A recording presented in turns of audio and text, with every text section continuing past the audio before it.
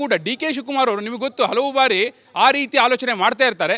ಈಗಲೂ ಅಂಥದ್ದೇ ಆಲೋಚನೆಯನ್ನು ಅವರು ಅನುಷ್ಠಾನ ಮಾಡುವ ಸಾಧ್ಯತೆ ನಿಚ್ಚಳವಾಗಿದೆ. ಸ್ಮಿತಾ ರೈಟ್, ಸಂಪರ್ಕದಲ್ಲಿರಿ ವೀರೇಂದ್ರ. ಇನ್ನು ಹೊಸ ಸರ್ಕಾರ ರಚನೆಯಲ್ಲಿ ಸಾಲು ಸಾಲು ಸವಾಲುಗಳಿದೆ ಅನ್ನೋದ್ರ ಬಗ್ಗೆ ನಮ್ಮ ನಿನ್ನೆಯಿಂದಲೂ ಕೂಡ ಅನೇಕ ವಿಶ್ಲೇಷಣಾತ್ಮಕ ವರದಿಗಳನ್ನು ನಿಮ್ಮ ಮುಂದಿಟ್ಟಿದ್ದೀವಿ. ಇವತ್ತು ಅದರ ಭಾಗವಾಗಿ ಮತ್ತೊಂದು ವಿಶ್ಲೇಷಣೆ.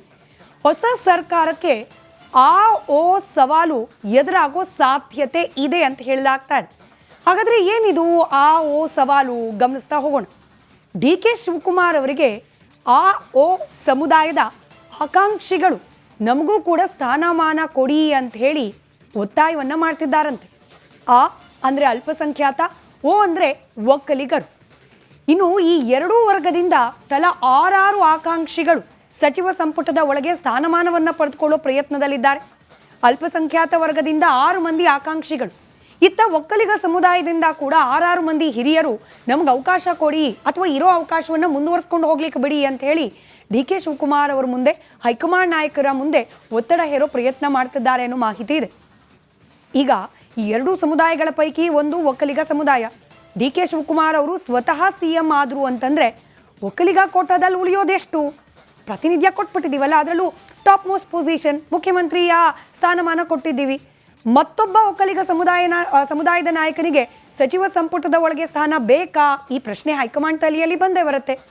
ಇನ್ನು ಅಲ್ಪಸಂಖ್ಯಾತರಿಗೆ DCM ಹುದ್ದೆ ಸಿಕ್ಕರೆ, ಈ ಕೇಳೋಕೆ ಸಿಗ್ತಿರೋ ಹೆಸರುಗಳು 2-3 ಇದೆ. ಅಲ್ಪಸಂಖ್ಯಾತ ಅಥವಾ ಮುಸ್ಲಿಂ ಸಮುದಾಯದಿಂದಲೇ 2-3 ಹೆಸರುಗಳು ಕೇಳೋಕೆ ಸಿಗ್ತಾ ಇದೆ. ಆ ಪೈಕಿ ಒಬ್ಬರಿಗೇನಾದರೂ DCM ಸ್ಥಾನಮಾನ ಸಿಕ್ಕರೆ ಇನ್ನು ಉಳಿದ 5 ಜನ ಏನು ಆಕಾಂಕ್ಷಿಗಳಿದ್ದಾರೆ ಅವರಲ್ಲಿ ಎಷ್ಟು ಮಂದಿಗೆ ಮಂತ್ರಿ ಆಗುವ ಅವಕಾಶ ಸಿಗಬಹುದು ಅನ್ನೋ ಪ್ರಶ್ನೆ ಕೂಡ ಇದೆ. ಇನ್ನು ಹಿರಿಯರಿಗೆ ಮತ್ತೆ ಅವಕಾಶ ಸಿಕ್ಕರೆ, ಈಗ ಆಲ್ರೆಡಿ ಕ್ಯಾಬಿನೆಟ್ನಲ್ಲಿ ಇದ್ದವ್ರಿಗೇನೆ ಮತ್ತೊಂದು ಬಾರಿಗೆ ಅವಕಾಶ ಸಿಕ್ಬಿಟ್ರೆ, ಎಸ್ಪೆಷಲಿ 2 ಸಮುದಾಯಕ್ಕೆ ಸಂಬಂಧಪಟ್ಟ ನಾಯಕರಿಗೆ, ಇದೇ ಸಮುದಾಯವನ್ನು ಪ್ರತಿನಿಧಿಸ್ತಾ ಇರುವ ಹೊಸ ನಾಯಕರಿದ್ದಾರಲ್ಲ ಅವ್ರ ಕಥೆಯನ್ನು ಕೇಳೋರು ಯಾರು? ಇನ್ನು 2028 ಆ ಚುನಾವಣೆಗೆ ಕ್ಯಾಂಪೇನ್ ಮಾಡ್ಲಿಕ್ಕೆ ಹೋದಾಗ, ಮತ ಕೇಳಲಿಕ್ಕೆ ಹೋದಾಗ ಸಮುದಾಯದವ್ರು ಕೇಳ್ತಾರಲ್ಲ, ಕೊಟ್ಟಿದ್ವಿ ನಿಮಗೆ ಮತ, ಏನು ಸಿಕ್ತು ನಿಮಗೆ ಸ್ಥಾನಮಾನ, ಯಾಕೆ ಕೊಡಬೇಕು ಮತ್ತೊಮ್ಮೆ ಮತ, ಹೀಗೆ ಪ್ರಶ್ನೆ ಕೇಳಿಬಿಡ್ತಾರೆ. ಹೀಗಾಗಿ ಹೊಸಬರ ಕತೆ ಏನಾಗುತ್ತೆ ಇನ್ ಕೇಸ್ ಹಳುಬರನ್ನ ರಿಟೈನ್ ಮಾಡಿಕೊಂಡ್ರೆ ಅನ್ನೋ ಪ್ರಶ್ನೆ ಕೂಡ ಇದ್ದೇ ಇದೆ. ಎಲ್ಲ ಅವಕಾಶ ಹೊಸಬರಿಗೆ ಸಿಕ್ಕಿದ್ರೂ ಕೂಡ ಹಳುಬರ ಕತೆ ಏನು? ಈಗ ಕೊಟ್ಟಿದ್ವಿ ಅವಕಾಶ, ಅಲ್ಲಿಗೆ ಮುಗಿದೋಯ್ತು, ಹಿಂಗೆ ಚಾಪ್ಟರ್ ಕ್ಲೋಸ್ ಆಗಿಬಿಟ್ರೆ ಅವ್ರ ಮುಂದೆ ಏನು ಮಾಡಬೇಕು? ಮುಂದಿನ ಚುನಾವಣೆ, ಅಲ್ಲಿ ಹೋಗಿ ಮತ ಕೇಳೋದು ಅವ್ರಿಗೂ ಈಕ್ವಲಿ ಕಷ್ಟ ಆಗುತ್ತೆ. ಹೀಗಾಗಿ ಈ ಎರಡೂ ಸಮುದಾಯದ ಕಿರಿಯರನ್ನು ಬ್ಯಾಲೆನ್ಸ್ ಮಾಡಿಕೊಂಡು ಅವರಿಗೆ ಅವಕಾಶವನ್ನು ಕೊಡೋ ತಲೆ ಬಿಸಿ ಸದ್ಯಕ್ಕೆ ಡಿ ಕೆ ಶಿವಕುಮಾರ್ ಅವರ ಮೇಲೆ, ಅದರಲ್ಲೂ ಪಾರ್ಟಿಯ ಹೈಕಮಾಂಡ್ ಮೇಲಿದೆ. ಇನ್ನು ಈ ಎರಡೂ ಸಮುದಾಯದಿಂದ ಅಲ್ಪಸಂಖ್ಯಾತ ಹಾಗೆ ಒಕ್ಕಲಿಗ ಸಮುದಾಯ ಯಾರ್ಯಾರ ಹೆಸರು ಮುಂಚೂಣಿಯಲ್ಲಿದೆ ಅನ್ನೋದನ್ನು ಮತ್ತೊಮ್ಮೆ ಮನನ ಮಾಡ್ತಾ ಬರೋಣ. ಬೆಳಗಿನಿಂದಲೂ ಕೂಡ ನಾವು ಇದು ಸುದ್ದಿಯ ಭಾಗವಾಗಿ ನಿಮ್ಮ ಮುಂದಿಟ್ಟಿದ್ದೀವಿ. UT ಖಾದರ್ ಅವರು ಹಾಲಿ ಸ್ಪೀಕರ್ ಇದ್ದಾರೆ, ಅವರಿಗೆ ಮಂತ್ರಿ ಆಗಬೇಕು ಅನ್ನೋ ಆಸೆ ಆಕಾಂಕ್ಷೆ ಇದ್ದೇ ಇದೆ, ಅದನ್ನು ಹೇಳ್ಕೊಂಡಿದ್ದಾರೆ ಕೂಡ ಅವರು. ಇನ್ನು ರಿಜ್ವಾನ್ ಅರ್ಷದ್ ಅವರು especially Davanagere Dakshina by election ಆದ ನಂತರದಲ್ಲಿ ಸಾಕಷ್ಟು ಆಕ್ಟಿವ್ ಆಗಿದ್ದಾರೆ. ತನ್ವೀರ್ ಸೇಠ್ ಅವರು ಹಿರಿಯರು, ಅನುಭವಸ್ಥರು, ಆದರೆ ಅವಕಾಶ ಸಿಗಲಿಲ್ಲ ಅನ್ನೋ ಕೊರಗಿದೆ. ಈಗ ಅವಕಾಶ ಸಿಗಬೇಕು ಅನ್ನೋ ಆಕಾಂಕ್ಷೆ ಇದೆ.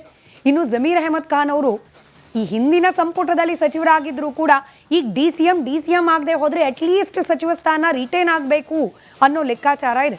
ಸಲೀಂ ಅಹಮದ್ ಅವರು ಎಟ್ಟಗೇನ್ ದಾವಣಗೆರೆ ದಕ್ಷಿಣ ಬೈ ಎಲೆಕ್ಷನ್ ಆದ ನಂತರದಲ್ಲಿ ಆಕ್ಟಿವ್ ಆಗಿದ್ದಾರೆ. NA ಹ್ಯಾರಿಸ್ ಅವರು ಕೂಡ, ಈಗ ನೀವು ದೆಹಲಿ ಟ್ರಿಪ್ಪನ್ನು ಡಿ ಕೆ ಶಿವಕುಮಾರ್ ಅವ್ರದನ್ನು ಗಮನಿಸಿದ್ರೆ ಎಲ್ಲೆಲ್ಲಿ ಡಿ ಕೆ ಶಿವಕುಮಾರ್ ಅವ್ರು ಕಾಣಕ್ಕೆ ಸಿಗ್ತಿದ್ದಾರೆ ಅಟ್ಲೀಸ್ಟ್ 50%. ಈ ಹೈಕಮಾಂಡ್ ನಾಯಕರ ಮುಂದೆ ಹೊರತುಪಡಿಸಿದ್ರೆ ಡಿ ಕೆ ಶಿವಕುಮಾರ್ ಅವರು ಹೋದಲ್ಲಿ ಬಂದಲ್ಲಿ NA ಹ್ಯಾರಿಸ್ ಅವರು ಕಾಣೋಕೆ ಸಿಗ್ತಿದ್ದಾರೆ. ಹೀಗಾಗಿ 6 ಮಂದಿ ಪೈಕಿ ಯಾರಿಗೆ ಅವಕಾಶ ಸಿಗುತ್ತೆ ಕಾದು ನೋಡಬೇಕಾಗಿದೆ. ಮತ್ತೊಂದು ಕಡೆ ಒಕ್ಕಲಿಗ ಸಮುದಾಯದ ಕಡೆಯಿಂದ HC ಬಾಲಕೃಷ್ಣ ಅವರ ಹೆಸರು ಬಹಳ ಓಡಾಡ್ತಾ ಇದೆ. ಅವ್ರಿಗೆ ಮಂತ್ರಿ ಮಾಡೇ ಮಾಡ್ತಾರೆ ಡಿ ಕೆ ಶಿವಕುಮಾರ್ ಅನ್ನೋ ಮಟ್ಟಿಗೆ.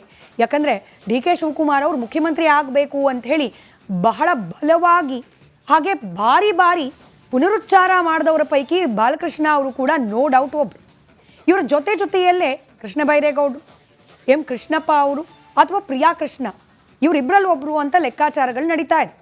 ಇನ್ನು ಚಲವರಾಯಸ್ವಾಮಿ ಅವರು ಇದ್ದಾರೆ, ಹಾಲಿ ಸಂಪುಟದಲ್ಲಿ ಇದ್ದವರೇ, ಮುಂದುವರಿತಾರ ಕಾದು ನೋಡಬೇಕಾಗಿದೆ.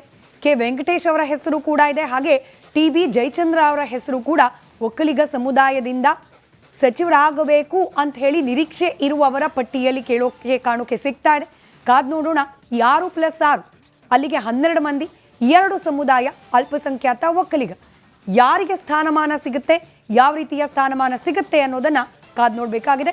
ಡೀಟೇಲ್ಸ್ ನಮ್ಮ ಪ್ರತಿನಿಧಿ ವೀರೇಂದ್ರ ನೀಡ್ತಾ ಇದ್ರು. ವೀರೇಂದ್ರ, ಚಾಲೆಂಜ್ ಕೇಳಲಿಕ್ಕೆ ಸ್ವಲ್ಪ ವಿಚಿತ್ರ ಅನ್ಸಿದ್ರು ಕೂಡ ಬಹಳ ಟಫ್ ಆದ ಚಾಲೆಂಜ್ ಇದನ್ನ ಬ್ಯಾಲೆನ್ಸ್ ಮಾಡೋದು. ಸ್ಮಿತಾ, ಈ ಅಹಿಂದ ಅಂತಾರಲ್ಲ, ಆ ರೀತಿ ಒಂದು ಕಾಯಿನ್ ಮಾಡಿದೆ ಅಂತ ಹೇಳಕ್ಕೆ ಎಷ್ಟು ಸರಾಗವೋ ಗೊತ್ತಿಲ್ಲ. ನೀವು ಸರಾಗವಾಗಿ ಹೇಳಿದ್ರಿ.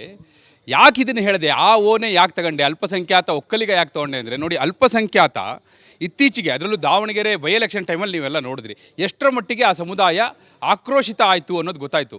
ಕಾಂಗ್ರೆಸ್ ಎಲ್ಲಿ ಅಲ್ಪಸಂಖ್ಯಾತ ಸಮುದಾಯ ಅತಿ ಹೆಚ್ಚು ಸಂಖ್ಯೆಯಲ್ಲಿ ಇರುವಂಥ ಕ್ಷೇತ್ರದಲ್ಲಿ ಕಾಂಗ್ರೆಸ್ ಸೋತೇ ಬಿಡುತ್ತೇನೋ ಅನ್ನುವಂಥ ವಾತಾವರಣ ನಿರ್ಮಾಣ ಆಗಿತ್ತು. ಗೆದ್ದದ್ದು ಕೂಡ ಸಣ್ಣ ಮಾರ್ಜಿನಲ್ಲಿ 5,000 ಲೀಡು. ಆ ದೃಷ್ಟಿಯಿಂದ ನೋಡೋದಾದರೆ ಅವ್ರನ್ನ ಸಮಾಧಾನ ಮಾಡುವಂಥ ಪ್ರಯತ್ನ ಒಂದು ಕಡೆ ಆಗಬೇಕು. ಅದಕ್ಕೆ ಸರಿಯಾಗಿ ಇಲ್ಲಿ ಆಕಾಂಕ್ಷಿಗಳ ಪಟ್ಟಿ ದೊಡ್ಡದಿದೆ. ಎಲ್ಲ ಸಮುದಾಯದಲ್ಲೂ ಆಕಾಂಕ್ಷಿಗಳಿದ್ದಾರೆ. ಆದರೆ ಇದು ಯಾಕೆ ಇಂಪಾರ್ಟೆಂಟ್ ಆಗುತ್ತೆ ಅಂದರೆ, ಕಾಂಗ್ರೆಸ್ ಅದರ ಪ್ರೈಮರಿ ವೋಟ್ ಬ್ಯಾಂಕ್. ಸೊ ಅದನ್ನು ಅವರು ಹಾಕಿ ಕೈ ಬಿಡ್ಲಿಕ್ಕೆ ಆಗೋದಿಲ್ಲ. ಆ ಕಾರಣಕ್ಕಾಗಿ ಬಹುಶಃ ಡಿ ಕೆ ಶಿವಕುಮಾರ್ ಅವರಿಗೆ ಹೇಗೆ ಅಲ್ಪಸಂಖ್ಯಾತ ಸಮುದಾಯವನ್ನು ಓಲೈಸೋದು ಹೇಗೆ, ಉಪಮುಖ್ಯಮಂತ್ರಿ ಅವರು ಅಷ್ಟು ಸುಲಭವಾಗಿ ಒಪ್ಪೋದಿಲ್ಲ. 3-4 ಪವರ್ ಸೆಂಟರ್ ಅವ್ರಿಗೆ ಬೇಕಾಗಿಲ್ಲ. ಉಪಮುಖ್ಯಮಂತ್ರಿ ಸ್ಥಾನ ಕೊಡದೆಯೇ ಅವ್ರನ್ನ ಓಲೈಸ್ಕೊಳ್ಬೇಕಾಗಿದೆ. ಹೇಗೆ ಮುಂದೆ ಕೂಡ ಚುನಾವಣೆ ಇದೆ. ಈಗ ಧಾರವಾಡ ಎಲೆಕ್ಷನ್ ಇದೆ, ಹಿರಿಯೂರಲ್ಲಿ ಎಲೆಕ್ಷನ್ ಇದೆ.